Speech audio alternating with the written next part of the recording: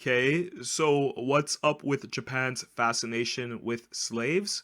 I, I'm lost. I'm only gonna read this once.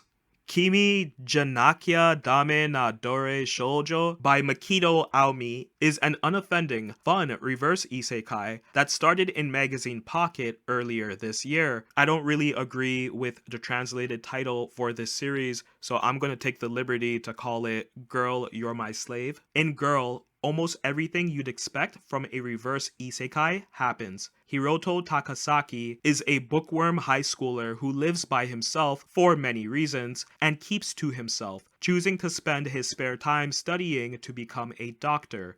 One day, he discovers a beautiful girl sleeping in his doorstep, and he takes her in for nursing, half expecting her to be a thief. This girl, possibly mute, has some magical abilities, and immediately showers Hiroto with waves of affection, from feeding him to hugging him to a lot of other PG-13 signs of passion. Berna, as this slave girl unfortunately becomes known as, is very attached to Hiroto. We get flashbacks of her time in the previous world where she was a slave and encountered abandonment issues, which I guess half explains why she's so attached to the MC already, but the only thing that held my attention with the manga in the early stages was the mystery of the abuse that Berna endured in her previous world, and how she even ended up in ours. The problems within this manga lie within Hiroto. This dude starts screaming and acts shy whenever the slave chick starts throwing the box at him. You wanna know why NTR is so popular? Cause of passive characters like this.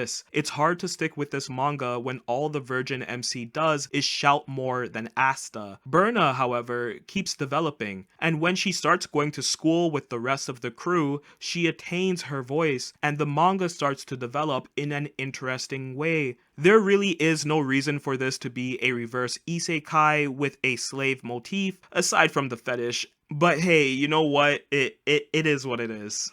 Makito Aomi is a mangaka without a lot of experience, but they have an abundance of ambition. Magazine Pocket is Kodansha's secret weapon. Girl, You're My Slave is published alongside Nagatoro-San, Fragrant Flowers, and Not Just a Cutie. All of these manga are much deeper than they seem, and the mangaka are given a bit of time to stretch out and let their series bloom when appropriate. The characters of Girl grow, and even though it's filled with tropes and cliches, it's still a manga that can become a regular part of your rotation. The art won't dazzle you. In fact, it's quite dull and lacking any real characteristics. The writing is effective, yet predictable. All in all, this is a boring, unoffending series with a lot of potential, and that's why I'm sticking with Girl, You're My Slave.